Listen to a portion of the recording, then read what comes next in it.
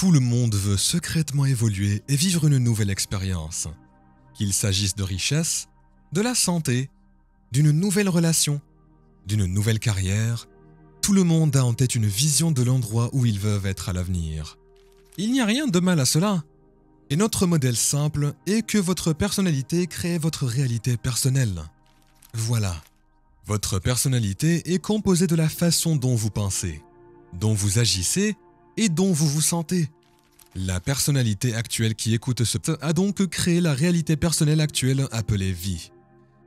Ce qui signifie que si vous voulez changer votre vie, si vous voulez créer une nouvelle personne, en réalité, vous allez devoir changer votre personnalité. Vous allez devoir changer car rien ne change dans votre vie jusqu'à ce que vous changiez. Alors, quelle est la compréhension du changement ? Nous avons passé plus de 10 ans à étudier une façon d'expliquer ce qu'est le changement. Car si vous pensez à 60 à 70 millions de pensées, ou à peu près autant de pensées en une journée, 90% de ces pensées sont les mêmes pensées que la veille. Vous avez des ennuis, car les mêmes pensées mèneront au même choix. Les mêmes choix conduiront au même comportement. Les mêmes comportements créent les mêmes expériences, et les mêmes expériences produisent ces mêmes émotions qui influencent nos mêmes pensées et notre biologie. Notre neurocircuit, notre neurochimie, nos hormones sont l'expression des gènes. Tout reste pareil parce que nous sommes les mêmes. Il faut traditionnellement une crise, un traumatisme ou une perte pour que quelqu'un se décide à changer. Donc, le moment où nous décidons de changer, ok, je veux créer une nouvelle personnalité, une nouvelle vie. Je dois changer ma personnalité. Eh bien, ce concept est appelé métacognition. Il y a 4 fonctions dans le cerveau. La conscience est localisée dans le cerveau antérieur. Notre lobe frontal nous permet de réfléchir à ce à quoi nous pensons, de remarquer comment nous nous comportons et de prendre conscience de ce que nous ressentons. La répétition de pensées, d'actions et de sentiments similaires fait que notre cerveau devient câblé en schémas neuronaux très spécifiques. Vous voyez ? Au fil du temps, ce tir et ce câblage nous provoquent. Nous arrivent si automatiquement que nous sommes inconscients de notre moi conscient. Donc, au moment où nous prenons conscience de ces pensées, au moment où nous prenons conscience de ces comportements, où nous remarquons ces sentiments, nous ne sommes plus le programme. En fait, nous sommes la conscience qui observe le programme. Et c'est la première étape pour changer. Donc vous décidez et devenez si conscient. Le mot méditation, je l'ai recherché. Il signifie se familiariser avec. C'est tout ce que cela signifie, hein. Cela signifie une familiarisation.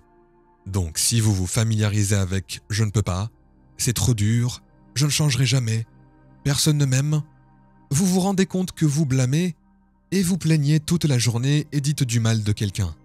Vous remarquez tout d'un coup que ce sentiment que vous ressentez chaque jour, auquel vous êtes si habitué, est vraiment de la culpabilité, de la honte ou de l'indignité. Au moment où vous êtes conscient de ce que vous vivez, vous savez. En d'autres termes, lorsque vous êtes à l'intérieur du pot, vous ne pouvez pas lire l'étiquette, n'est-ce pas ? Vous devez donc prendre conscience de ces trucs inconscients. Vous devez vous voir à travers les yeux de quelqu'un d'autre.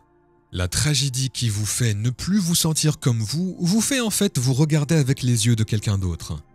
Vous pouvez vous voir plus clairement parce que vous ne vous sentez plus comme vous. C'est le grand moment du changement.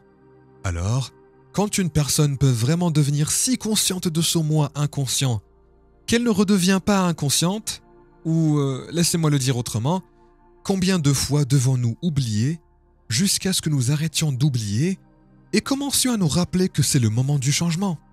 Par défaut, nous revenons à notre ancienne personnalité chaque jour parce que nous répondons à quelqu'un ou quelque chose dans notre environnement extérieur et je demande « Pourquoi êtes-vous malheureux aujourd'hui ?» Et vous dites « Eh bien, je suis heureux d'être malheureux aujourd'hui à cause de cette personne ou de cette circonstance. » Ce n'est jamais une chose, Dr. Joe. C'est toujours 10 choses. Oui, c'est juste 10 choses. Mais alors vous diriez « Je suis comme ça à cause de ces 10 choses. » Mais ce que cela signifie vraiment d'un point de vue biologique, c'est que quelque chose dans votre environnement extérieur contrôle réellement votre façon de ressentir et la façon dont vous pensez maintenant. Tout ce qui contrôle votre sensation contrôle la façon dont vous vous sentez et dont vous pensez.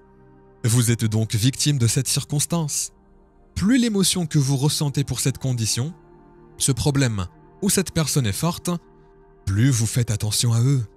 Et là où vous portez votre attention, c'est là que vous placez votre énergie et que vous donnez votre pouvoir à cette personne. Tout le monde l'a fait à un moment de sa vie. C'est là qu'il faut savoir saisir la pensée, comprendre la façon dont on parle, la manière dont on agit. C'est là qu'on doit remarquer « Oh, c'est encore ce sentiment étrange. Je ne veux pas rester dedans. Puis-je le changer ?»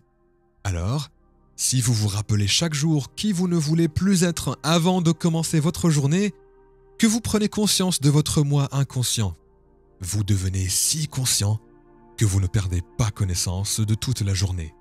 La prochaine question fondamentale est de savoir si votre personnalité crée votre réalité personnelle. Quelle pensée puis-je tirer et câbler dans mon cerveau ? Avec une attention et une intention, l'énergie commence à tirer et à câbler cette pensée. Si vous pouvez tirer et câbler cette pensée, vous commencez à installer le matériel neurologique dans votre cerveau. Continuez à le faire et ça commence à agir comme un logiciel. Ça devient plus automatique. C'est la nouvelle voix dans votre tête qui dit que vous le pouvez. C'est possible ou peu importe. Alors, comment allez-vous vous comporter lors de la réunion de Zoom ? Comment allez-vous vous comporter avec vos enfants ? Comment allez-vous vous comporter avec votre ex ? Comment allez-vous être aujourd'hui lorsque vous ouvrirez les yeux ? Maintenant, voici la partie cool. Et vous le savez. L'acte de fermer les yeux est de répéter mentalement ce que vous allez planifier comme action dans la journée. La répétition mentale montre que vous pouvez réellement installer le matériel neurologique dans votre cerveau pour avoir l'air de l'avoir déjà fait, ou que c'est déjà arrivé. Maintenant, le cerveau n'est plus un enregistrement du passé. Il devient désormais une carte de l'avenir. Ok, nous avons tous répété quelque chose dans notre vie et notre esprit encore et encore. Continuez à le faire.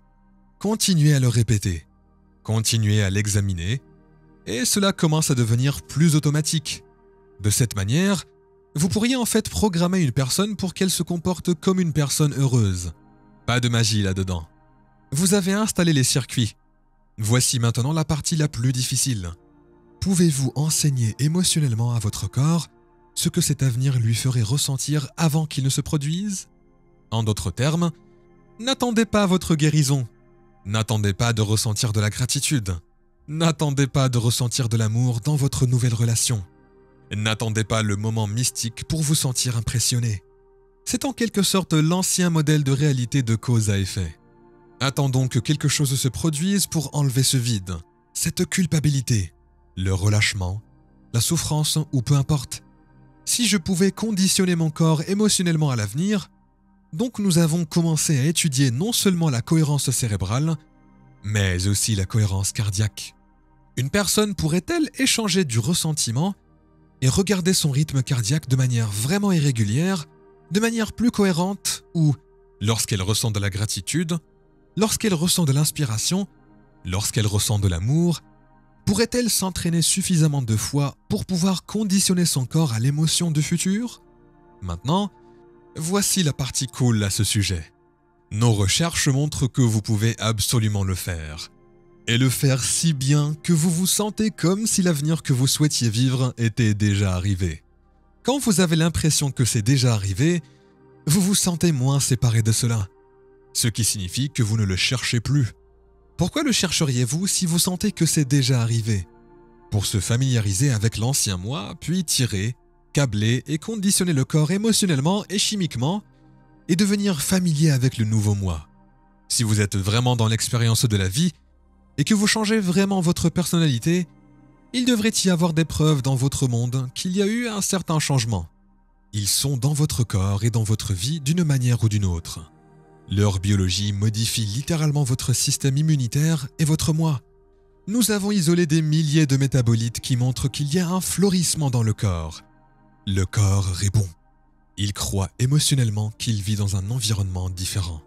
Voilà la clé.